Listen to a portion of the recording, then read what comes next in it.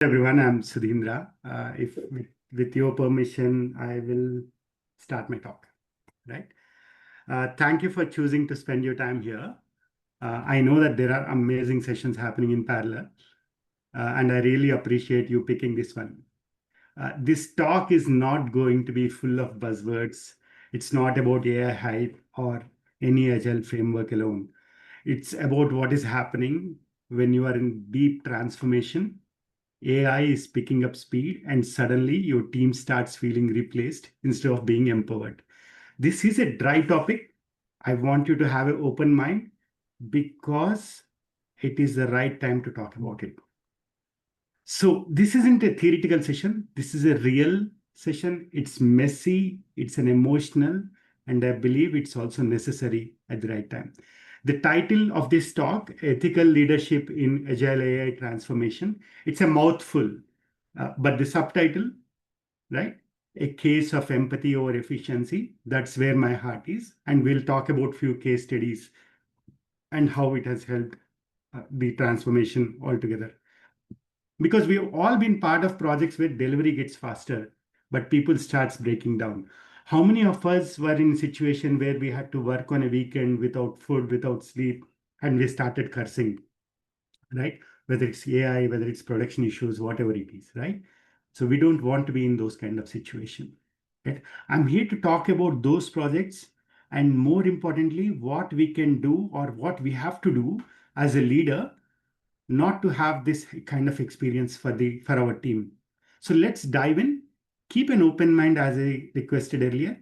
If something makes us any of us uncomfortable, that's probably the part that reflect on the most. Are we ready? Let's go. So why are we even talking about it now? AI is not something in the sandbox anymore. It's already here. It's in your code. It's in your test cases. Sometimes it's even in your Jira. And we have seen that in your earlier presentation. Agile was built to embrace change, right? We call ourselves change agents. But let's be honest, even as an agilist, are we ready for this speed? Are we ready for this change? And here are the things that you should keep in mind. These decisions these tool decisions are not the only thing that keeps in mind, right? These are people decisions, these are emotional decisions, and these are, yes, ethical decisions too. Ever heard of a developer say, I'm just cleaning up what AI wrote? I heard it. That's not resistance, that's a reality. A quick question to all of you. Have you seen productivity going up, but the team morale going down? Answer yourself. You will know the answer. If you are part of a services organization and if you are in a metrics rush, you know what I'm talking about, right? We don't talk about these enough, but as leaders, we should start talking about this more and more because empathy and ethics aren't soft skills. These are leadership skills. These are product success skills. Right? Let's be real. We want to see what AI can promise us. Regression testing in seconds, documentation auto-generated, stand-up summaries written for you. Teams gives beautiful summaries with action items. Amazing, right? Until the team starts saying, are we just here to press approve? AI is powerful, no doubt about it. But if it becomes main driver, we as humans starts to fade. Developers start to build, testers stops thinking, they just start checking and start fixing. Agile becomes just automation loops with dashboards replacing dialogues. As I said, this is a dry topic, but very important for all of us to digest this, etch this on our brain. One question I keep asking myself or asking all the leaders that I work with when they come to me with an increase in efficiency is, are we chasing speed or are we building value? Because metrics are great until they blind us with meaning. Speed isn't enemy, but when the speed replaces, we have a problem. When the speed replaces soul, we have a problem. Now, I want you to I want to take everyone through few case studies, which are both positives and negatives in the agile AI transformation. So let's get into these case studies immediately. and then let's debrief about these case studies. The first beautiful case study. This is one of the best example of AI transformation doing right. There is 8,000 to 8,000 applications to one HR that was with Compass Group. They had a serious problem. If I'm in that situation, I'd probably resign on day one, right? So what did they do? They brought in Jenna AI, a smart assistant that helps candidates apply. I'm sure most of us are looking for jobs. And the moment I see Workday, half of my brain says don't apply because it's going to take 15-20 minutes. I don't have time for that, right? What Gen AI did is the result of implementing Gen AI, 85% of the completion rate. When I say 85%, once who start application, there is 85% of the chances that they will complete. There are less, that means there are less dropouts. Recruiters can finally breathe. They know what data they are getting. But here is a real magic. Jenna wasn't just robotic asking robotic questions. Jenna was a she. She had empathy built in her flow. Her messages were human, kind, gentle. They didn't just automate the process, they protected the experience. So if you look at Compass Group, they are not just thinking about the experience they deliver to the client, but they were also looking at experience they should deliver to prospective employees. That's leadership and that's empathy at scale. Let's go to another case study where AI transformation was done right. So this is AstraZeneca. From hiring, we are going to healthcare now. They took AI very seriously, but they took ethics even more seriously.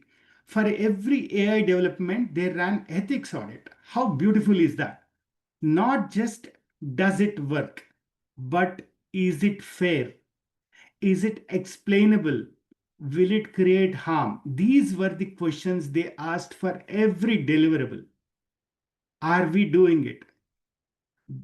AstraZeneca has created governance policies and pushed for transparency. That's real leadership, not waiting for problems, but preventing them. I, I like to call this ethics by design, not ethics by regret. Let's go to another case study, which brings a success story. And we'll not just talk about success stories, we'll talk about others as well, but let's talk about those who have done the things right. This is with ING Bank, right? ING Bank, here's what I love about them. They didn't try to make AI a hero. They made AI co-pilot. When I say co-pilot, it's not the Microsoft co-pilot, but a pilot who is working along with you, someone who is working along with you. They build chatbots that handle simple stuff. Each and every complex query goes to the humans. They baked complaints into models itself. AI couldn't promise what it could deliver. So humans still took the final call, always. This is what has made ING's Agile AI transformation a success. That's agile maturity using AI to assist, not dominate. Let me ask a question. Anyone here using AI in customer support? Have you thought about where to draw a human only line? And if you are in leadership, I think these are the questions you should ask yourself. And if you are not in leadership role, these are the questions you should ask your leaders. ING did, and their customers thanked them. Now comes the challenges. Right? Now we are talking about this actually, when I was going through this case study, this really hurt me. The IBM Watson for oncology case. There was a big promise that IBM has made, that AI that could assist doctors with cancer treatment. How beautiful that will be. There are so many cancer patients across the world, and if IBM can solve it, amazing. But what was the problem? The AI was trained on textbook data.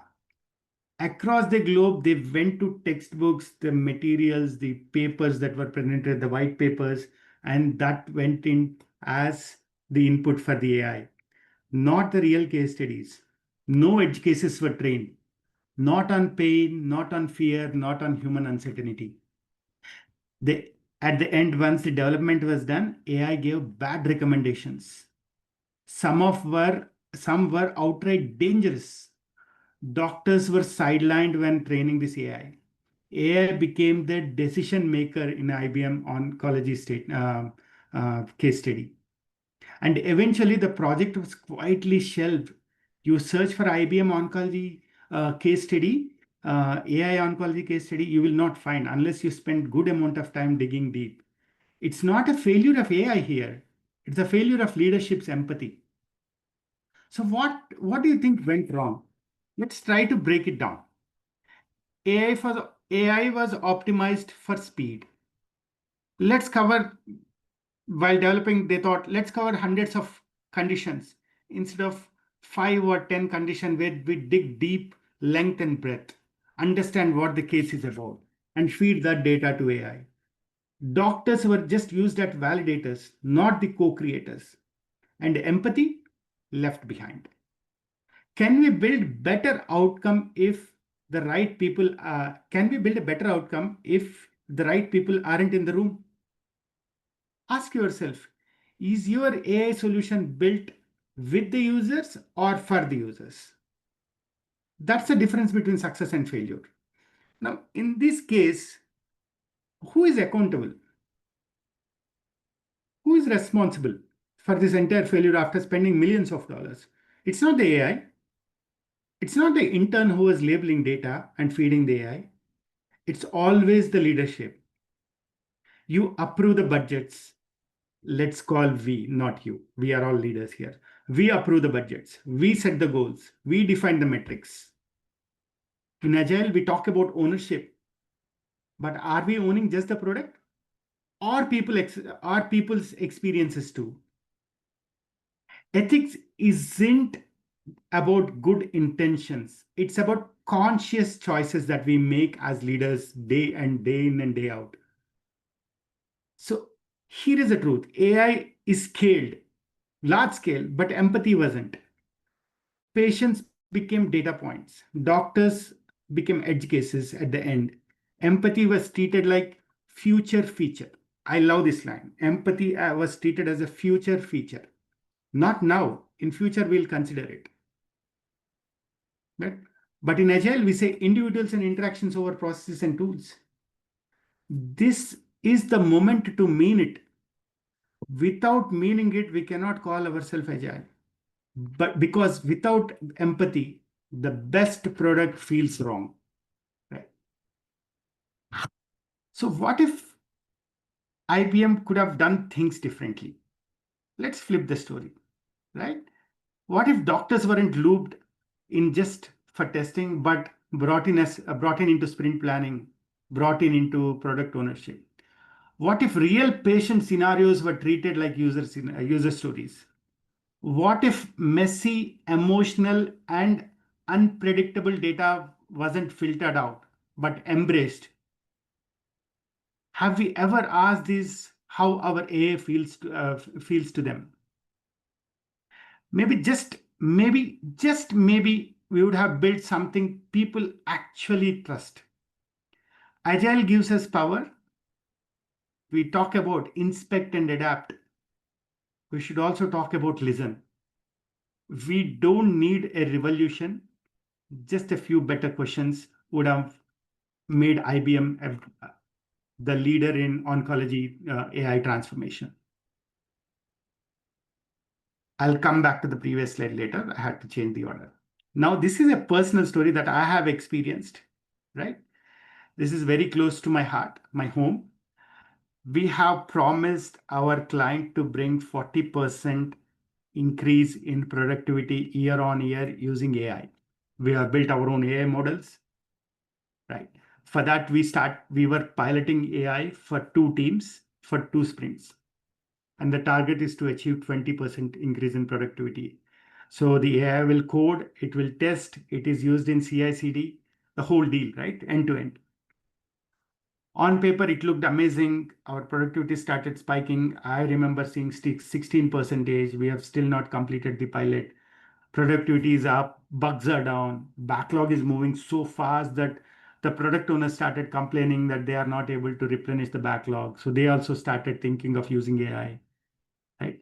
Feels like, and one of the leader said, feels like we hired 10 invisible engineers who are not here, who are free of cost. But during the retros, the tone shifted. Scrum Master did a fantastic job bringing this to me. Developer said, I'm not solving problems, just cleaning up AI's mess. Testers, they're telling that they are just feeling like they're validators, not designers anymore. But the numbers looked great. People were drained. They're not happy on the ground. That's when I realized we had the velocity, but not value. Then one of my senior developer, the one I trust the most, he's like my right hand, right? He came to me and he said, I don't feel like a developer anymore. That actually hit me very hard. And uh, because this wasn't about the tool anymore, it's about the identity crisis for the team. And then we paused. I asked the scrum masters to pause what we are doing, right? We introduced something called reflection sprint. In the middle of the sprint, we actually stopped the sprint and we spent 1 week, called it reflection sprint, right? And what did we do in the reflection sprint? We did not build, we just listened. Team told us, let AI help us, right? Whatever you are seeing on the screen, something similar happened in the meeting rooms, and fewer remote, of course, right? Let AI help us, not replace us. So we redrew the lines, the boundaries.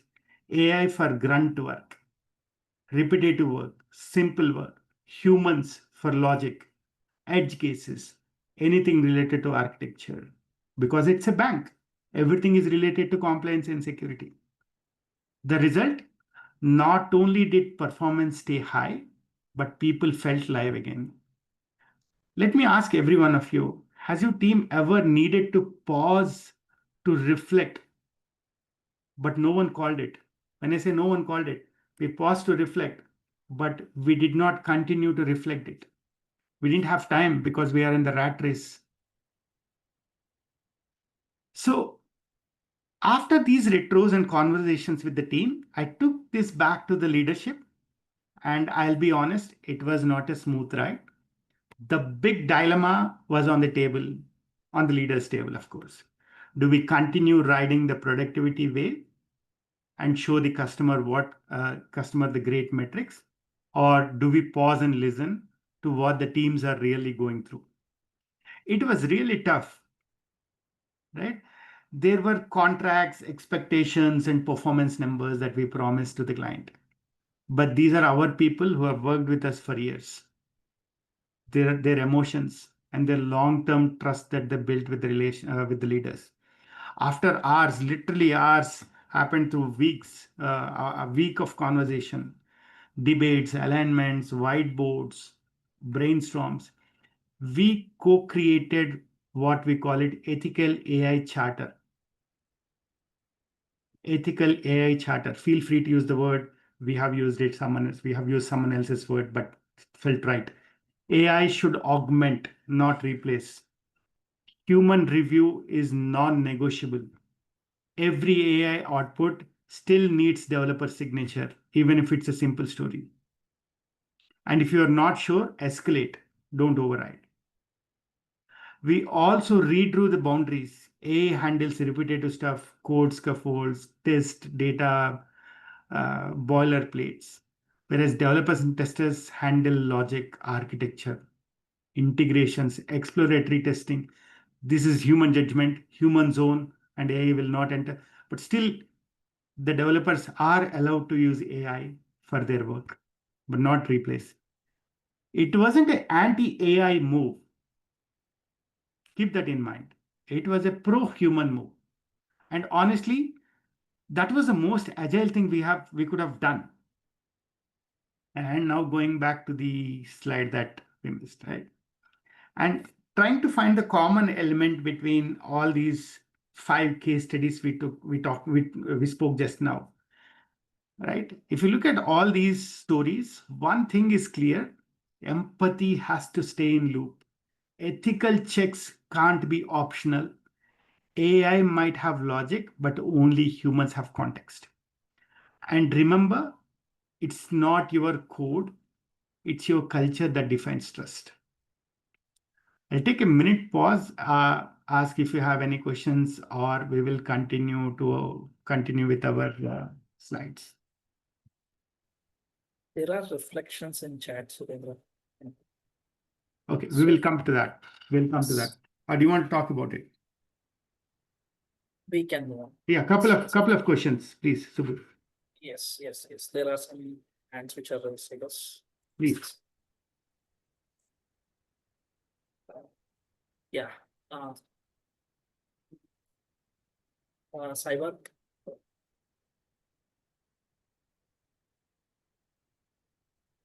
Hi. You can unmute. Yeah. Hello. My question was that when the AI bots or the AI agents replaced, or the developers replaced the human developers and testers and uh, so on and so forth, did it actually deliver business value? I mean, were they still product owners who were humans, or the entire thing was done by AI? Good question.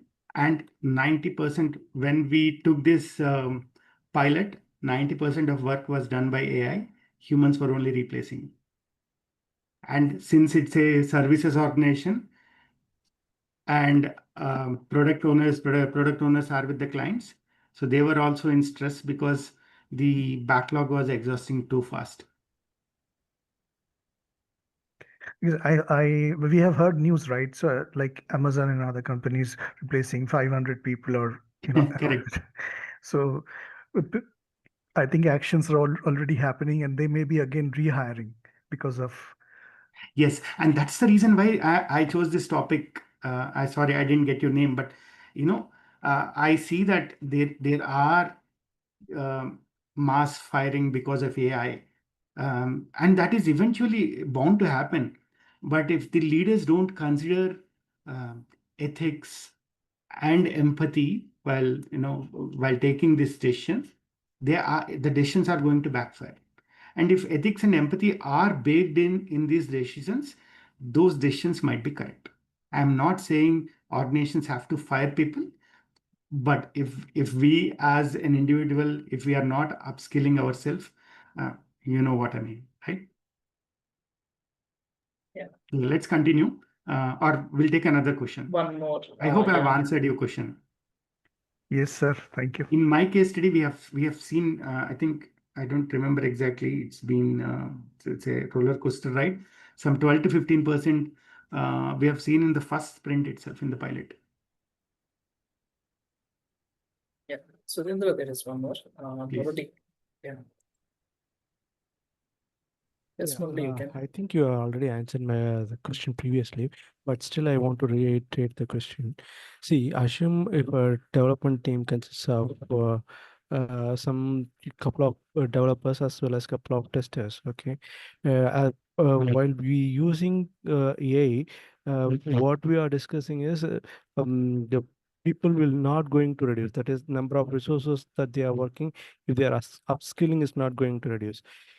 My ask is simple. Previously, before AI, it is 4-member team. Okay. Upskilling, that is, we put that aside right now for this question's sake. Okay. Since AI is getting introduced, okay, are we sure that 4 will get reduced to 2? So that 2 will not have the job that can be replaced by AI fully going forward. So humans, if we don't, I know that we are not talking about upskilling, but if we don't upskill, there will be a point, and we are already very close to that point, where we are just, what is the right word? Orchestrator. You know what is an orchestrator, right? Or integrator, to make it very easy. So code will be written by AI, testing is done.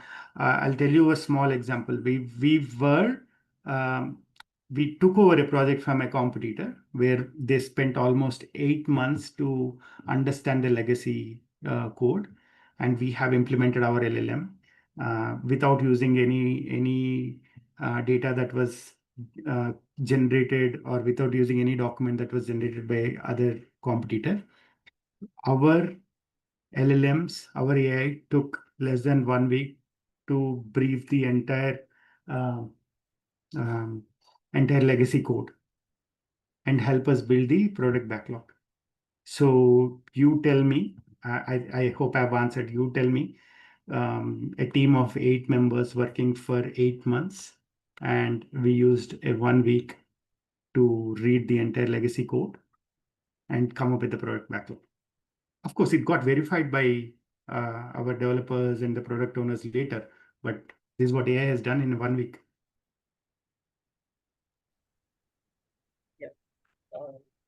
Make sense? Absolutely. Do you So feel- I can continue. Yeah, Just 15 sure. minutes. Yeah. I think we, in the interest of time, Subbu, how much time do I have? I'm 15 minutes. We I'm have. halfway through.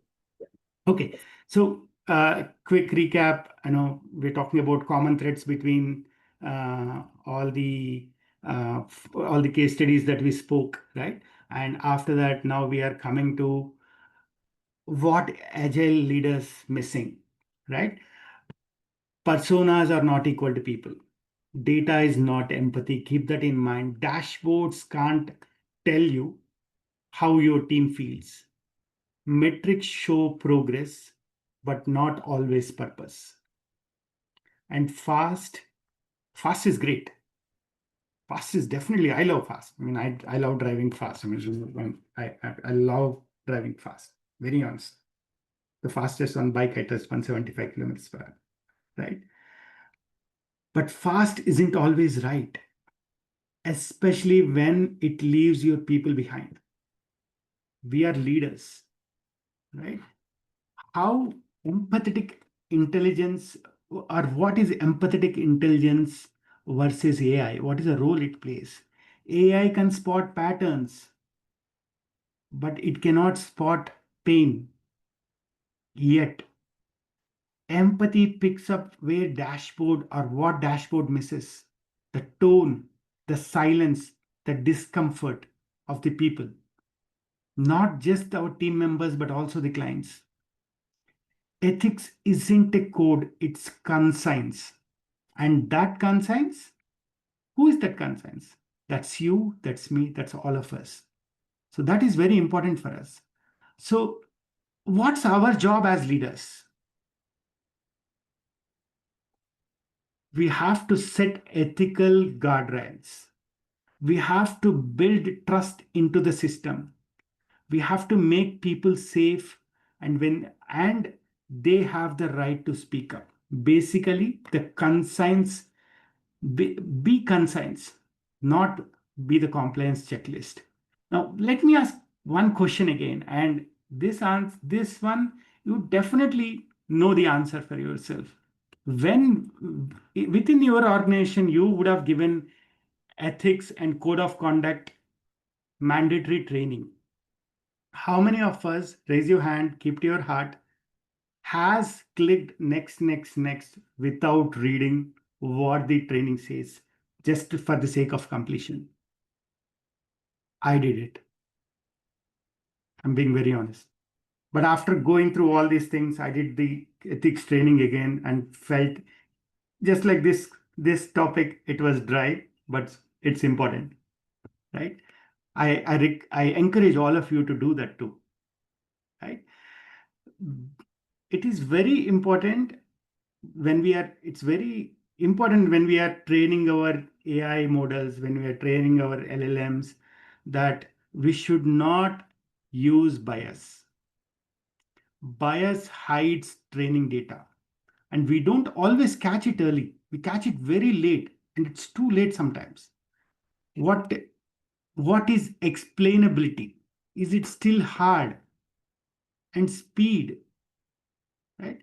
Well, speed is addictive. Once the leadership or the client starts seeing increase in velocity, It's very addictive. We want that to happen because we can go to the market faster. We can realize our revenues faster. But speed is shallow. Worst of all, ethics get treated like later problem. Like I said, future feature.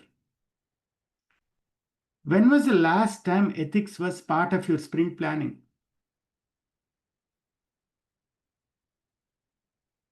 From the last 1 month or 1 week, we are doing it. But when was the last time you did it? In other projects, other teams of mine, we are still not doing it. This is just a pilot. Right? Let's fix that. Let's look at some of the strategies for ethical AI. Right? This is very easy to say. Keep this in mind. This is very easy to say, but difficult to implement. Add ethics to sprint, not just your retro. We can talk about ethics in the retro and say that we miss these things. But that is good. But are we taking that input into the next sprint? Think about it. Bring diverse voices, not just engineers. Right? When I say diverse voices, if we go to IBM oncology case study, bring doctors, bring patients relatives. Right? What all they have gone through.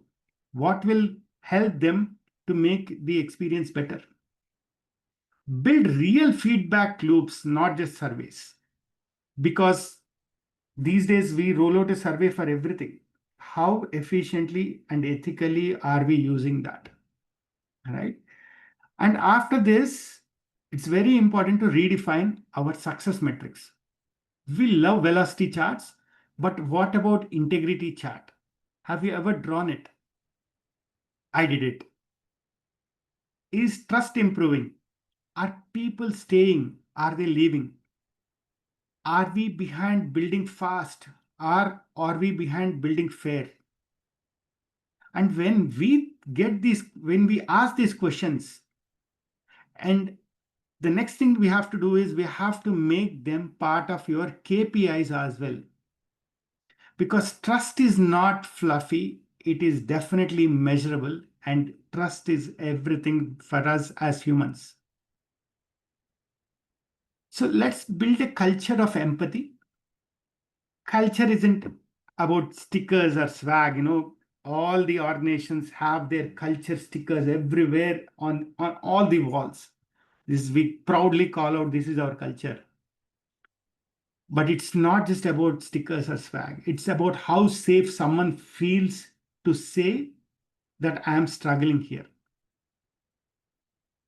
If an employee comes front, not to a therapist or psychologist, but comes to leadership and says, I am struggling because of your policies.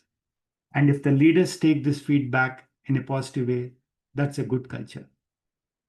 Put real users, not just dumb users. When we create user stories for the sake of format, we say as a user. No, put real users in every story. I know technical stories, those are exceptions. Let's not talk about it. And when someone makes an ethical choice in your organization, celebrate it and celebrate it loud so that the entire organization hears what they have done.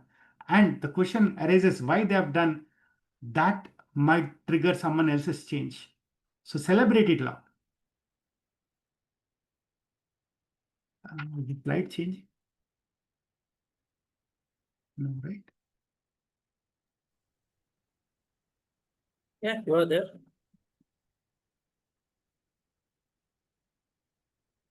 Yeah.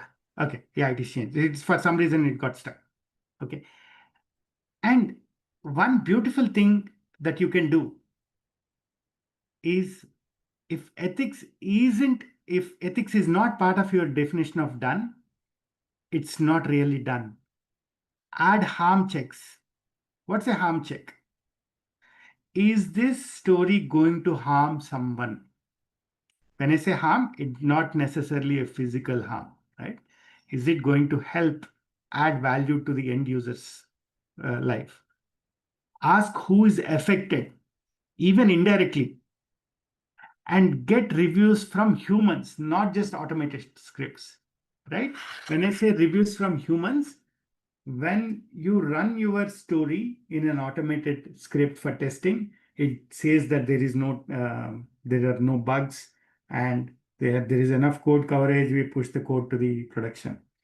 But it's also important to get real humans feedback, not just product owners or these automated tools. Okay, ethics in AI, we'll continue talking about. Just because there's a couple of quotes that are very close to me, right? Just because we can, that doesn't mean we should. Keep that in mind. This is the real mantra of Agile AI. Just keep asking yourself, just because so let me close this, and it's closing. Okay, I hope you can continue to see my screen. Yes, Okay. it is. Yes, Yeah. it is. Just because we can, don't mean we should, right? I think I have only 5 minutes left, right?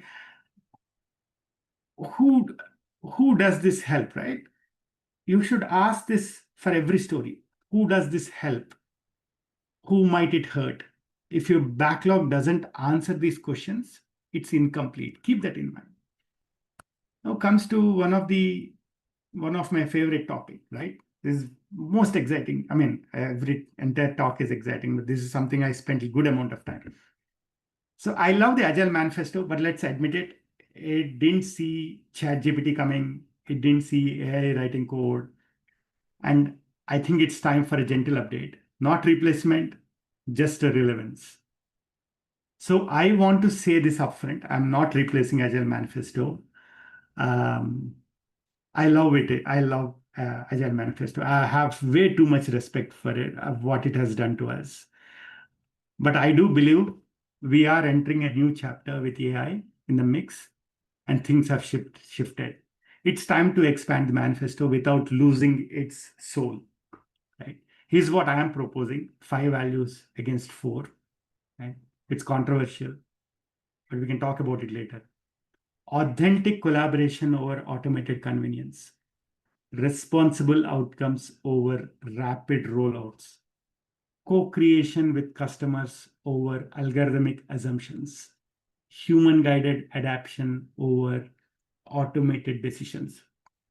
Empathetic intelligence over artificial intelligence. Again, this is not a replacement, but I think this expansion of Agile Manifesto is required. And I want everyone to have a look at this manifesto, proposed manifesto, and come back to me if you feel that any of this doesn't make sense. And I would love to have that conversation and make this Agile Manifesto big. Right? So what are the key takeaways from this dry talk, but important talk? Agile plus AI without empathy is autopilot. It might sound smart, but it feels wrong. Leadership isn't about sprint speed. It's about seeing what others don't and acting before it's too late. Right? What we just spoke. All right. And this is one of my favorite slides again, right? ROI is not return on investment, but for me, I feel it as return on integrity, because burnout costs more than bugs. If your team doesn't feel safe, that means we are already racing towards failure. Lead with care, lead with courage, lead with curiosity.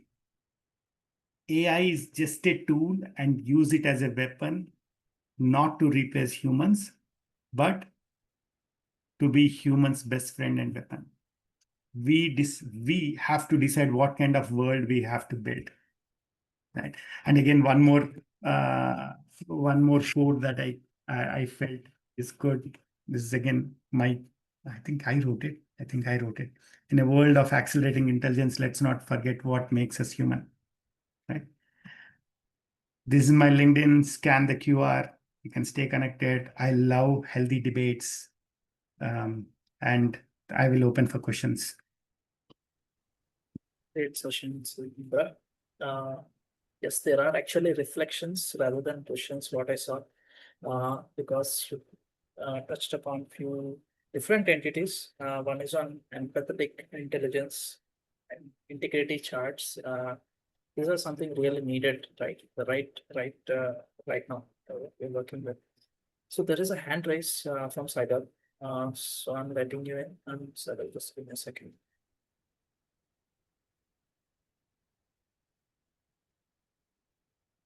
I would like to see Saibal, I mean, whoever is asking questions, that'll be nice.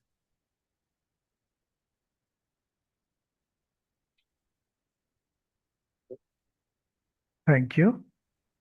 My question was, is ethics the same as the human touch? Like ChatGPT says that it's about transparency, fairness, psychological safety, respect for people. Is that ethics, or ethics is much more? Or I just wanted to know. So you can consider them, Saibal, as part of ethics, definitely. But ethics as a whole is much bigger. And that's a very thoughtful question. Ethics is about what is right or wrong. A human touch can sometimes take us towards a wrong direction, but that is not ethics, if you know what I mean, right? Yeah. In an organization, ethics governs like decision making, conduct, honesty in reporting, trust building, how we handle conflicts, right? Because if we talk about conflicts, on both the parties can be human beings, right? So ethics is more about what is right, and yeah, human touch is definitely part of it. Thank you. Any other questions, team? Do anyone want to raise your hand? So this one check much. Please connect with me on LinkedIn, and I want collaboration in making the proposed Agile manifesto.